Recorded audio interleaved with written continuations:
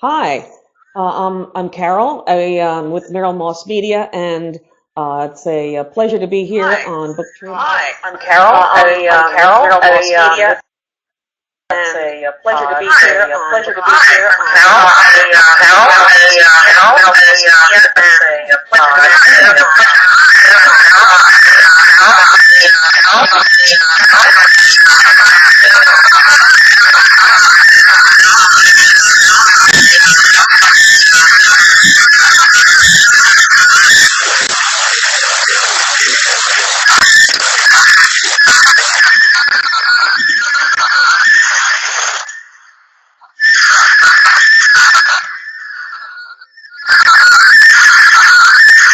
Hey Greg, do you have any other browsers open?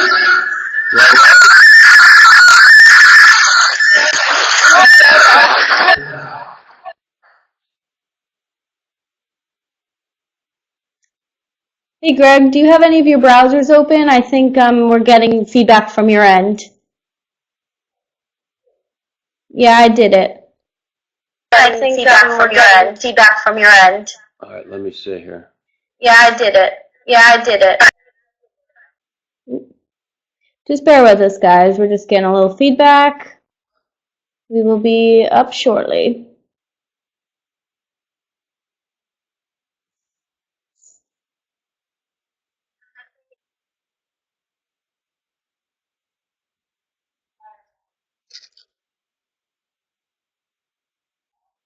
Hold on.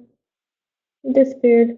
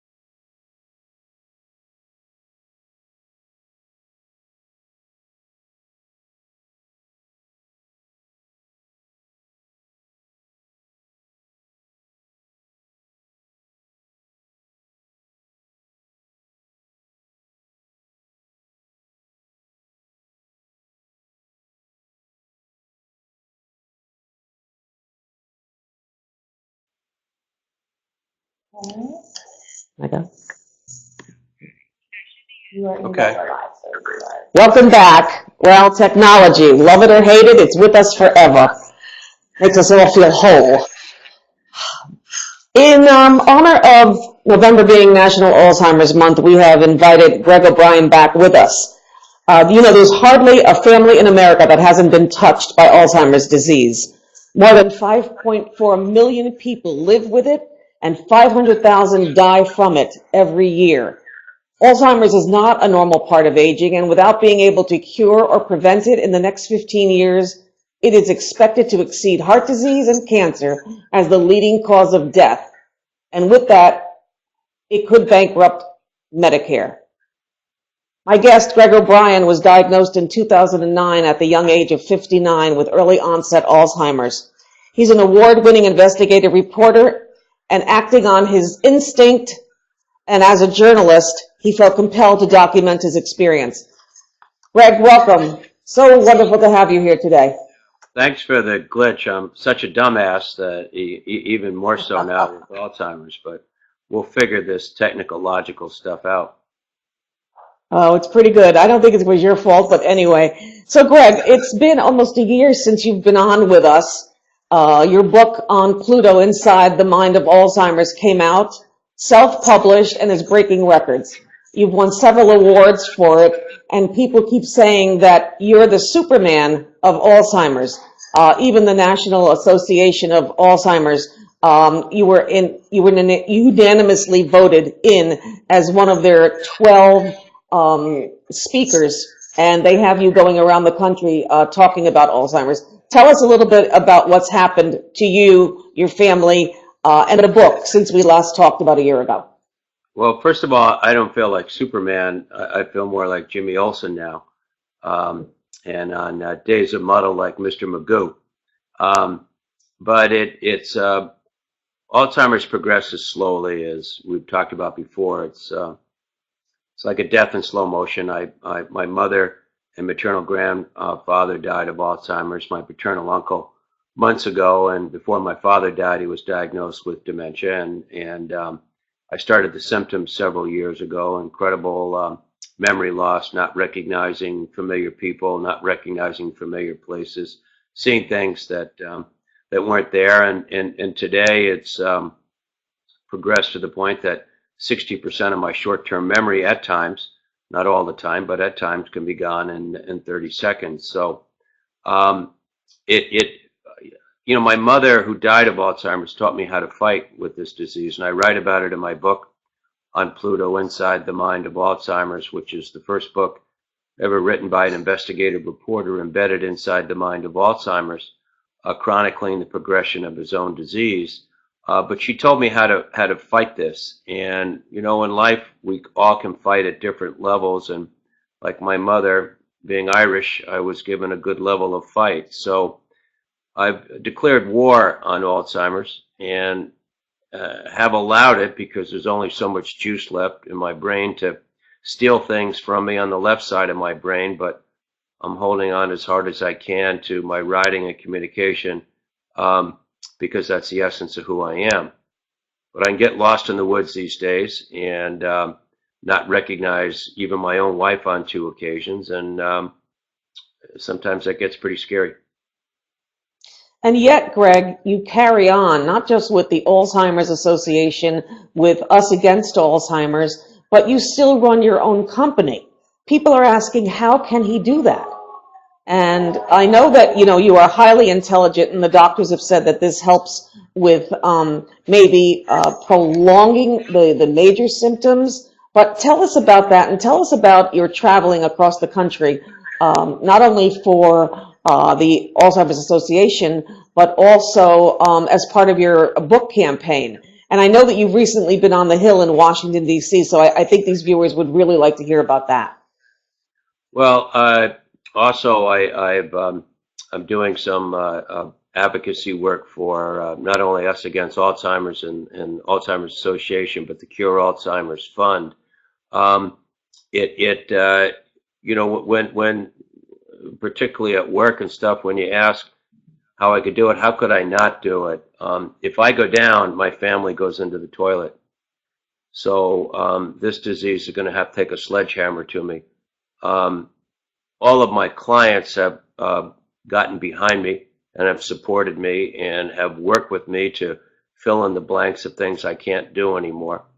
And so no one has left me, which is wonderful. And my family is still with me. And my book is a story about living with Alzheimer's, not dying with it. The great Bugs Bunny once said,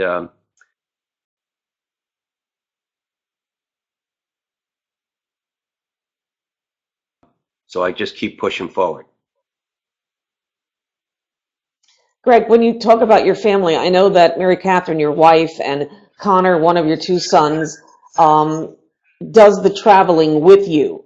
And Connor, almost being like a caregiver, I know he's in his mid-20s. How has it affected family life for you? Well, I think it's brought the family closer together, and and they've seen it firsthand because they saw their grandmother, and I had a front row seat for my grandfather, and so I know the road ahead. And as a journalist, I may have, I hate to use the word an advantage, but I have the advantage of being able to write, being able to speak. And 25 years ago, when I didn't have any symptoms, and most of the people who were walking around with early onset today didn't have any symptoms, I was writing and speaking more articulately than them. So why not now, just at a different level? So I just refuse to give in. But there are days when it's tough. There was a time I tried to take my life, and because I know, and I'm not treating my cancer, because I know what's at the end. But as the man says, anyone who's watching right now who doesn't think they're going to die someday, please raise your right hand. So I just know the ending of my book before I read it. Tell us about your experience on the Hill in Washington, D.C. You met with some senators, and you were with Us Against Alzheimer's at that part.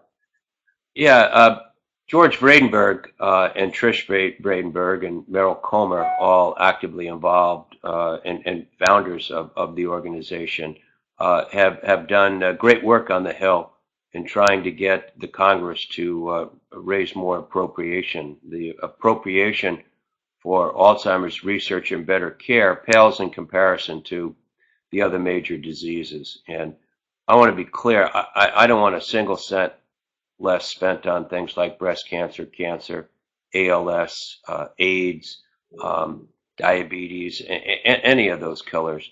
I just want more appropriations spent on Alzheimer's care and research, and had the opportunity to speak and be involved with many leaders on the House and the Senate.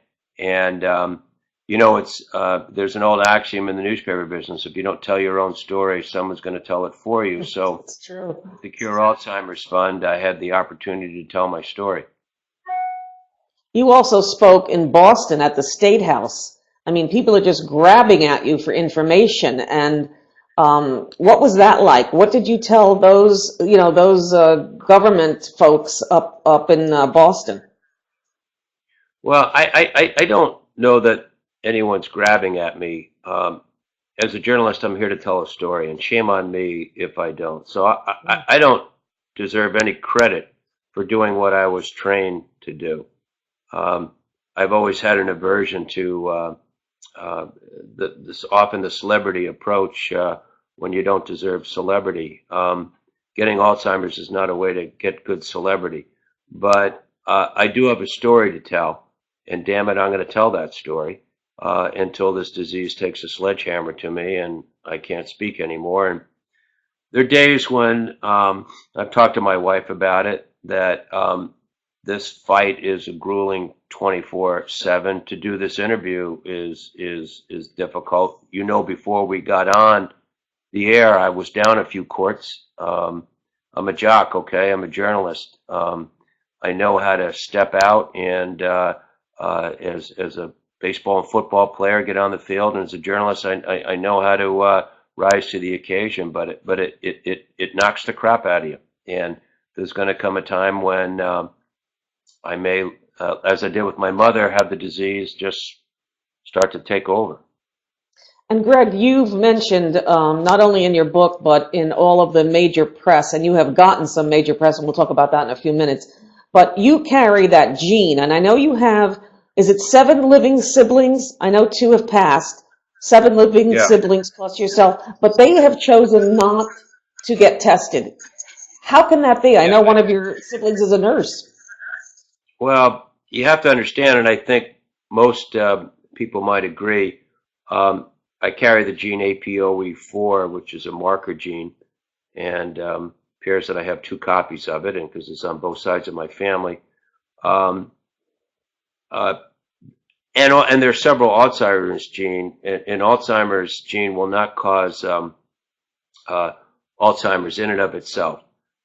It was explained to me by Lisa Genova, a good friend who wrote the book Still Alice, made into a movie, and she wrote the foreword to On Pluto, that if you look at the old scales of justice, okay, and we look at this hand, you know, it's funny because I'm on TV, so everything's backwards, so this is really screwing with my mind here, but that's pretty funny.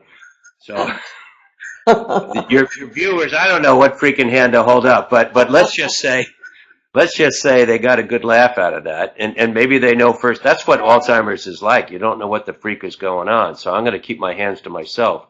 But in the judicial scales, if your maternal grandfather dies of Alzheimer's, the scale goes down. If your mother dies of Alzheimer's, the scale tips down. If your paternal uncle dies of Alzheimer's and your father was diagnosed with dementia, the scale tips down. You have the symptoms, it tips down. You have the brain scan, SPECT scan, and clinical tests that confirm the diagnosis, it tips down again. You had a serious head trauma, which I've had too, which if you go online, that will tell you that's can be a major precursor for Alzheimer's. And then I carry the gene APOE4, and at that point the doctors say you're not getting out of it. So I went into my pity party for a bit, and I had the WTF talk with God, and people can understand what that means. And but I have a strong faith. I'm Irish Catholic. I'm not here to proselytize. Everyone finds their own faith and belief in God and the planet, whatever you want to call it. But that's what sustains me, my faith, hope, and humor. And I decided that I was going to work off what the doctors call a cognitive reserve, which isn't because I'm such a nice guy. It's through the grace of God and my family that had an intellect, and I'm working off the reserve remnants of that, and we're not so sure how far that's going to go. Greg, you have I kind of forgot the question because I went roundabout. I'm keeping up with you. Are you kidding? You have 3 adult children. Connor, I mentioned, Colleen, and Brendan, who has really taken over the financial side of what's happening now. Do you worry about them because you carry the gene that they, down the road, maybe there'll be a cure down the road, hopefully, but do you worry about them maybe having, some measure of what you have? Well, first of all, yes. Because it's in the family and in the genes. But secondly, there's no guarantee, even if someone carries the gene, that they're going to get Alzheimer's. I just went through 7 things that had lined up. It's like the tumblers lining up for me. And and when my daughter Colleen was getting married a year ago, she asked if she should have the test, and I told her no. I said, you can walk off the street and get hit by a bus, and it's not a guarantee that you'll have Alzheimer's. It's an indicator. So why don't you let life play itself out a little bit? I think that's pretty good advice coming from a father and someone that is going through this. The other side of that, because I've listened to a lot of experts, and shame on me if I don't try to give both sides of the story. I don't know that we're there yet medically, but what doctors are trying to do, and I work closely with Dr. Rudy Tanzi of the Cure Alzheimer's Fund, related to Mass General and Harvard, and they are trying to identify individuals that appear to be predetermined at some level maybe to have this disease, and they are trying to work through numbers of things like exercise early on and diet and a lot of things that may keep the demons of Alzheimer's at bay. So that raises the issue of, well, if you can handle the fact that you might have a gene and you fully understand that it doesn't necessarily mean a death sentence,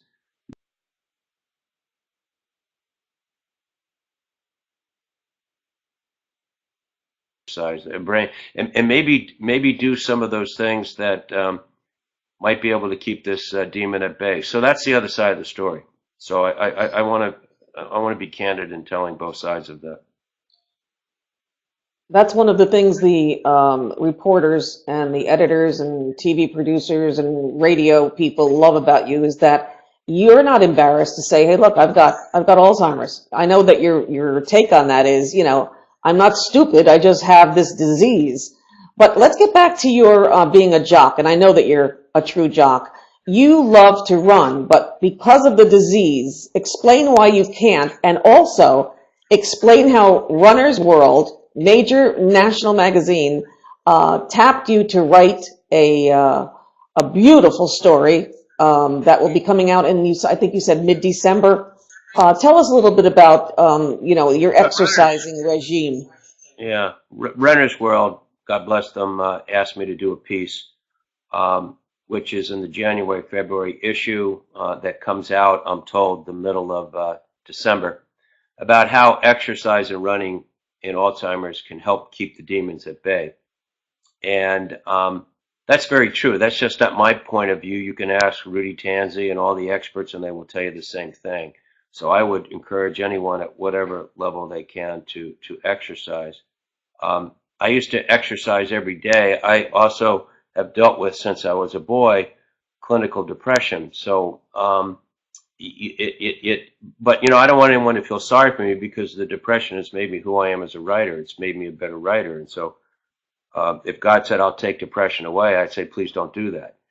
But it gets exacerbated in Alzheimer's. But Alzheimer's can it breaks the mind down and starts to break the body down. And because signals don't go down, and it weakens the body, and then other things happen. In a lot of cases, people don't die of Alzheimer's. They die of a related complication, a stroke or something along those lines, because their body just broke down, because the mind was breaking down and not sending signals. And I haven't had feelings in the tops of my feet and parts of my hands for 3 years. And recently I was diagnosed with acute spinal stenosis, scoliosis, and degeneration of my spine. And I was a guy who, up until then, was running 6 miles a day, and one of them was at a 6-minute mile. And I did it almost out of rage with this disease, because I was so angry. And rage is a big part, and you could ask me about that as we move along here. But when I couldn't run anymore, I just said, I have this saying in my book. I use the expletive in my book, but I'll paraphrase here. These demons don't know who they're screwing with. And so I go into the gym now, and I put the treadmill up to an incline of 15, and crank it up to as high as 6.2, and do my miles that way. It still hurts, but it's not as much pounding. And I write about that in the Runner's World piece, which I was honored to write for them. And as I said before, that's in the January-February edition, but I believe it's on the newsstand or available mid-December. Greg, speaking of being on the newsstands, you have been in almost every major publication having to do with not only this disease, but just your book and what you're going through. I mean, you can tell the audience yourself, but I know off the top of my head that when Maria Shriver wanted you in to have that Q&A with her, it opened up a floodgate. And there's an unprecedented NPR radio series actually going on right now. I think you're into your 8th one, going into your 9th part of that series. It's unending. You've been in Reader's Digest. You've been on the AARP magazine that just came out late October with Oprah on the cover, and you're in there with a giving comments to the writer.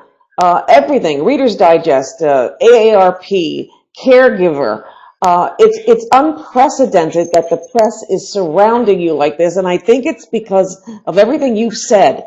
No one has ever had the opportunity to talk to the person going through this disease.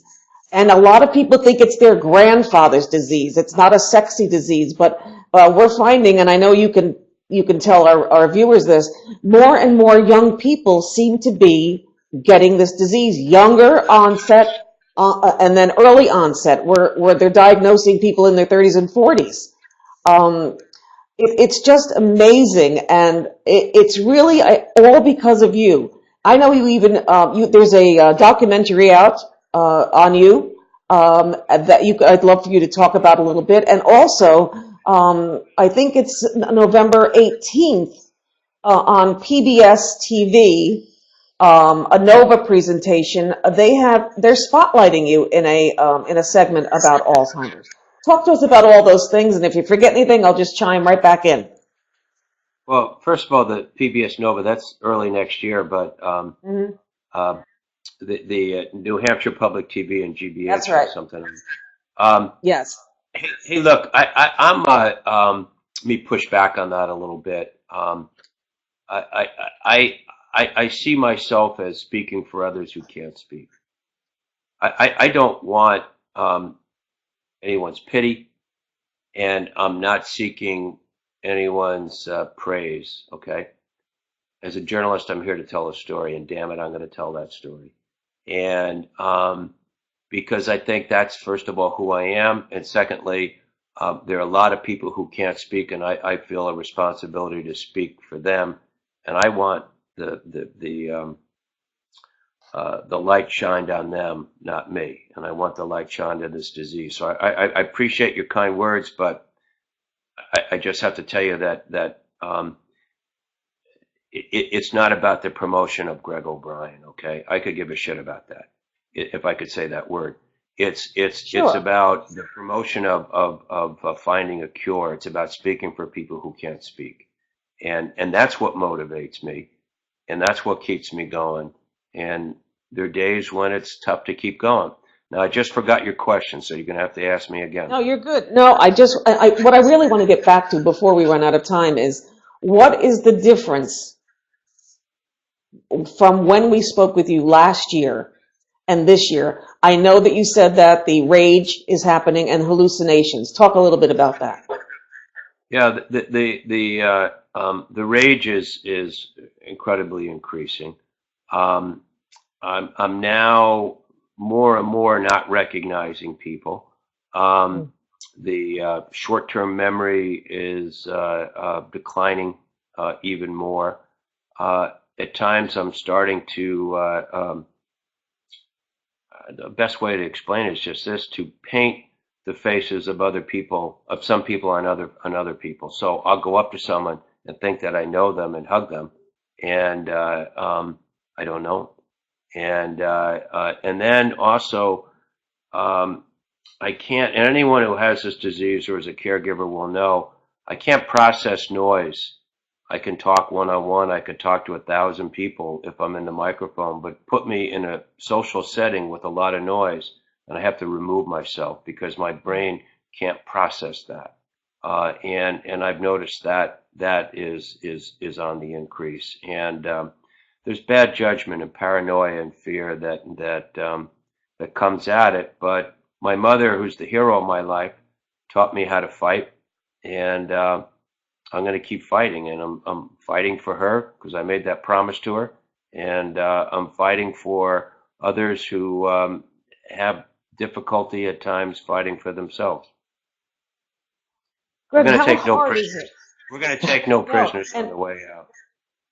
That's the Irish in you speaking. And believe me, I get calls here all the time about you. You know, I know you're not a bragger, but people call after they've seen you. Strangers are calling the office and saying how and what you said meant so much to them. I know you've had professors of Harvard come up to you to say, we have Alzheimer's, or family members who have taken their loved ones to one of your talks. And what they're saying to me, and I agree wholeheartedly with, is that you've given people the opportunity to wake up the next morning and feel human. A lot of people with Alzheimer's or any major disease, breast cancer, whatever, or AIDS, they want to put the covers over their head and not see the day of light. But because of what you're doing, and it's not coming from you, it's coming from people calling me to tell me about you and the impact that you've had on these lives, that you are giving people hope, even though it's a disease without a cure. You have given people hope to wake up the next day, and that's really what it's all about. So in the few seconds we have left, Greg, tell us what you would want most from the people that are listening and watching this interview right now. Well, I wanted to speak in reverence for the caregivers of the world because they are heroes too. And I was in the unusual position of being both a caregiver with my mother and now someone who has a disease. So I kind of know both. Unless you have Alzheimer's, if you're a caregiver, you're not going to forget. People like me will forget because we get to that stage where we don't remember. So I want to say that the caregivers of the world need as much attention and support as people with the disease. We have to make this disease popular. You know, just as you said before, we talked about cancer as the big C. No one talked about AIDS. We have to make people comfortable in their own skin talking about it and letting them know what the symptoms are. But one of the things I've learned to do is, and you've heard me say this before, my brain used to be my best friend, and now I see no chance for reconciliation. So I've learned to speak and write from the heart. It's almost like when people ask you, Carol, what's on your heart? Speak from your heart. And I believe that's the place of the soul. And I believe that's the journey that we all take, regardless of what your faith, gender, anything else in life. We all take the same journey, I believe, of that place of finding the heart, which I believe is the soul, which I believe is what survives. And, you know, Alzheimer's, you know, it eats away at the brain. But when that happens, I've learned, as my mother taught me, to write and speak from the heart, and working on a follow-up book, Beyond Pluto, Journey from the Mind to the Heart. And I would just encourage people to try to find that place of the heart. Before we wrap up, Greg, how can our loyal viewers find your book, On Pluto, Inside the Mind of Alzheimer's? Well, it's in bookstores around the country, from Barnes & Noble to smaller bookstores, but sometimes the best way is on Amazon, Amazon.com, and that's an easy way to get it. Well, I know you have another function tonight with your bride, Mary Catherine. Catherine. In what I written about Alzheimer's, I do write several blogs, columns for the Huffington Post, and if anyone Googles Greg O'Brien, Huffington Post, they'll see a number of stories I've read about this disease. Or Psychology Today, don't forget that one. It's true. So, Greg, I know you have an event. You have an event tonight that you and Mary Catherine are attending as part of an Alzheimer's, you know, just tell me where you're going tonight. I know it's an Alzheimer's event. You mentioned it very quickly in the beginning. It's over in Chatham, nearby on the Cape. It's at the Orpheum Theater, and I'm introducing this guy, Michael Verdes, who was the founder of the Memory Bridge, and I'll be doing some speaking. Well, Greg, you are a lot of people's hero, including mine, and it's an honor to know you and to work with you, and we wish you all good fortune. Thank you so much, Greg, for joining us. Do me a favor, please don't call me a hero.